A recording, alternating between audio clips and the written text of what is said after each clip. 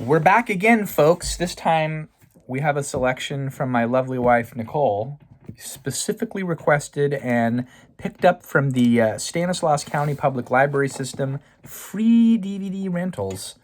The Butterfly Effect, 2004, starring Ashton Kutcher and Amy Smart. The tagline is, change one thing, change everything. And underneath, it has the French title that I just noticed, and I'll let you pronounce it. L'effet papillon. Is a papillon butterfly? Yes. So let's read the back here. The Butterfly Effect is an engrossing, unpredictable, and original thriller, more chilling and compelling than The Sixth Sense. And I think don't know about that. those films came out right around the same time. I would have been a sophomore in high school when this film came out. It is rated R. It definitely has a lot of thematic elements, lots of violence and profanity. However, it is rated 14 in Canada. Oh, wow. So they have a different rating system here than the U.S. This movie was written and co-directed by two guys named Eric Bress and J. Mackey Gruber. They collaborate on other movies as well. They're frequent writing partners. I didn't really dig too deep. The one that stood out amongst the other stuff that they've worked on is the Final Destinations. They've worked on some Final Destination films. Oh, yeah. This movie has an hour and 53-minute runtime, and this is what you call a polarizing film. And to me, the box office totals say a lot about the popularity of the film. This movie had a $13 million budget and went on to gross $96.8 million at the box office. Critics hated this movie. It won an award for one of the best science fiction films of the year, something called the Pegasus Award. I've never heard of it. Rotten Tomato critic average is 34%, which is horrible.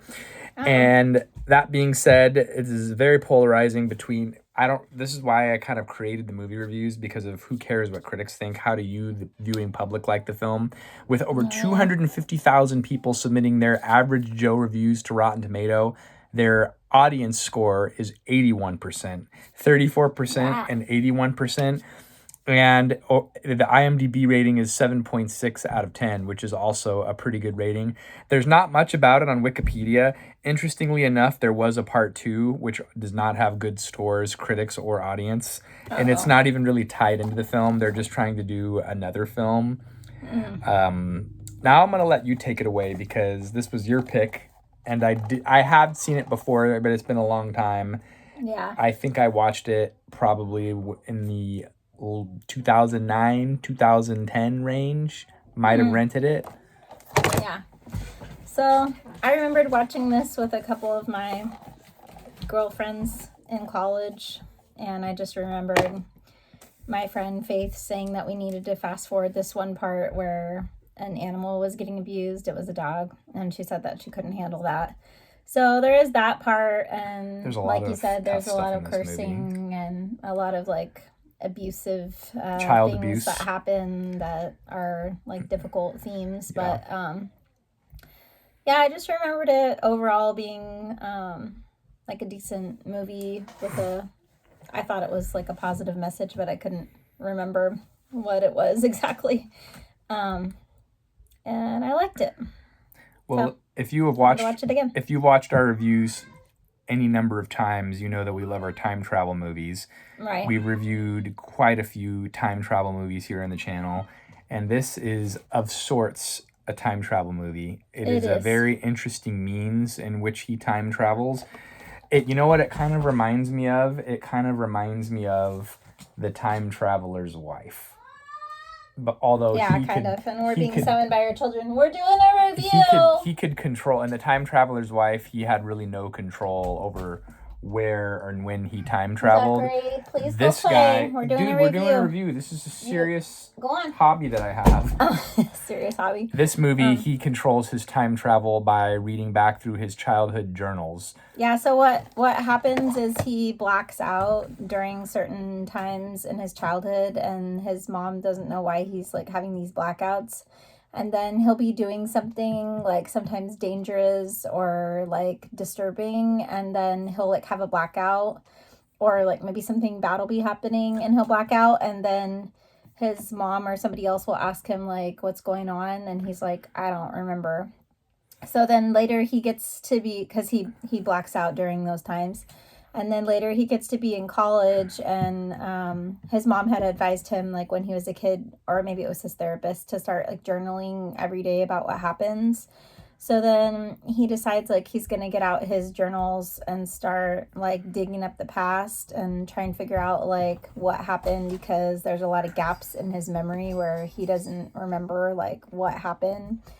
And but his journals are, like, delving into these, like, disturbing times that he had.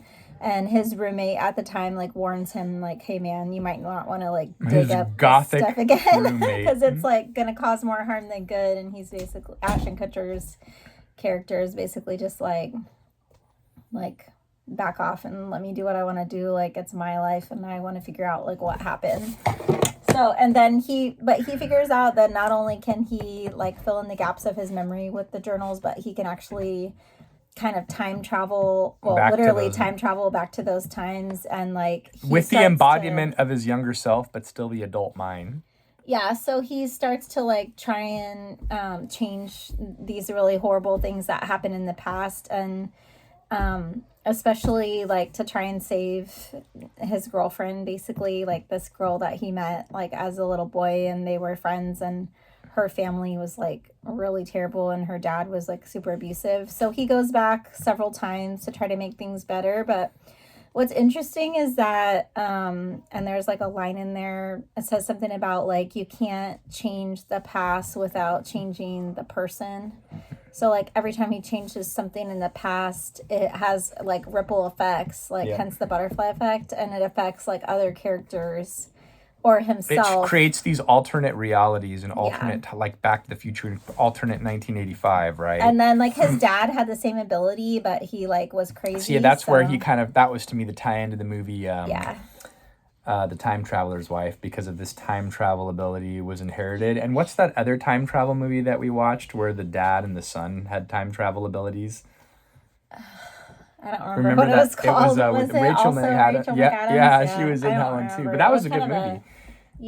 Anyway, I think we reviewed it on the channel. Yeah, it was, like, a lesser known movie. But yeah, so he goes back to visit his dad, like, in this mental institution again. Like, he time travels back to it. And the dad basically tells him, like, there's no good that can come of this, because, like, you're never going to be able to fix the past, because, like, it's something else will always go wrong.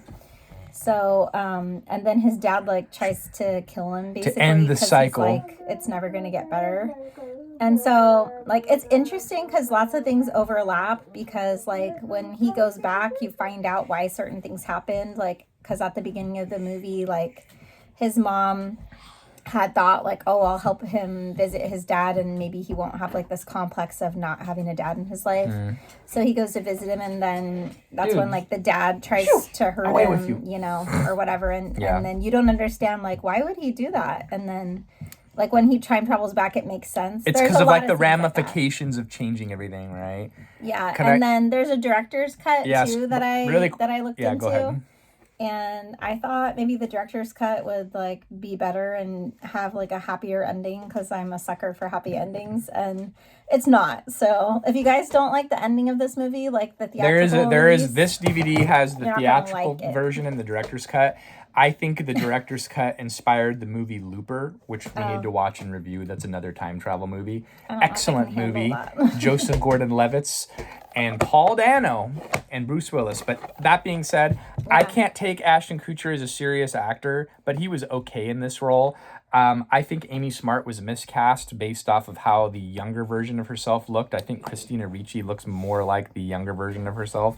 Oh, yeah, the younger version doesn't really look like her, but I really liked Amy Smart in the overall, movie, I like the whole idea. It's an original movie, and I'm going to go 3.5 out of 5. I'm going to split it. First, I was leaning towards 4, but I'm like, it's not quite 4, but it's still a good movie. So I think a 3.5 out of 5 is okay for Corey. I think I'm right there too. I don't think I can quite go 4 out of 5, but the ending was a little, I get what they were trying to do with the ending, like trying to make it realistic and like what would really happen, but I just feel like they didn't need to take it that far. Like, I don't want to spoil it in case you guys want to watch it, even though it's been out It's for been a long 21 time. years, folks. But, Hard to believe that 2004 was 21 years ago. Oh my gosh. That's traumatizing to think about, but honestly, it's kind of ironic that he had blackouts because I feel like I blacked out a lot of this You're wild.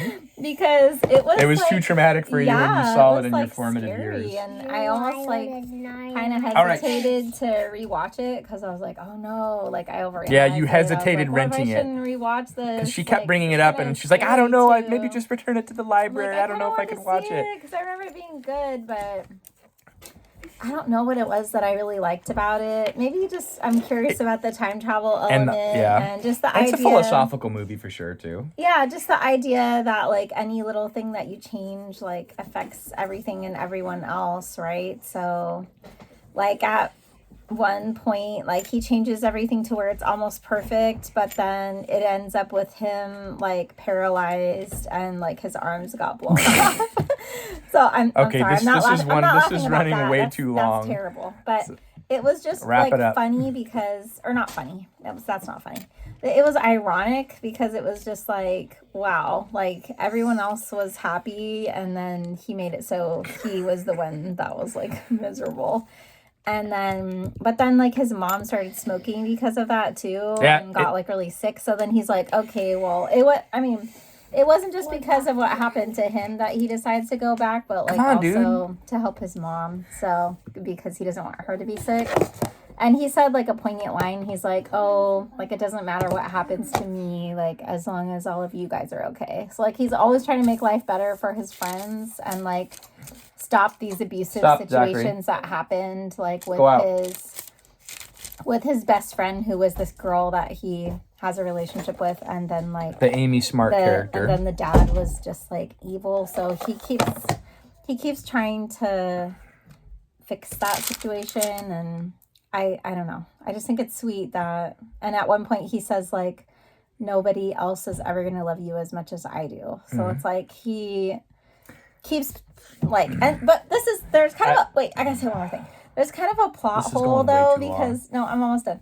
There's kind of a plot hole though because it's like everybody else in his life like doesn't remember like what happened, like the other iterations of the past or whatever, and he has all the memories. Like he always remembers no matter what happens. So well, like, I don't know. You did not watch that Stephen King TV miniseries with James Franco, 11/22/63, but it kind of like he sees the changes of the past and then he goes back and there's a different reality and then he has to go back to the past and undo everything that he did. And it's just kind of like, you know, let the past be the past and look forward to a future that is, I don't know. I guess that's what's interesting is because we always like as humans kind of have these ideas like, oh, if I hadn't have made this choice or if I had done this instead, like if I had only done this or said this, then like everything would be better or things would be perfect. And that's not always the case. Just you got to let the chips fall as they may. I think that's the gist of this movie's message that it was sending. It is what it is. Maybe it's best to not. And he realizes that in the end because, spoiler alert, he runs into the girl that he was trying to save in the final future that he created, and then he doesn't interact with her. And she kind of has a moment of recollection, like, oh, I think I remember him, and like kind of wants to talk to him. Yeah. But that's what I didn't like because, like I said, I'm a sucker for happy endings, so I didn't understand why, like, at that point they were both grown and like all the danger of like bad things happening was gone, so they totally could have like talked and hung out and like formed a relationship, and I think it would have been fine, but whatever. They just did that to make it like, you know. Okay. Thanks for watching, this poignant folks. Ending. This is way too long a review for a very difficult to watch movie at some points based off the subject matter. It's good. It'll suck you in. And peace. Bye. Goodbye. Bye.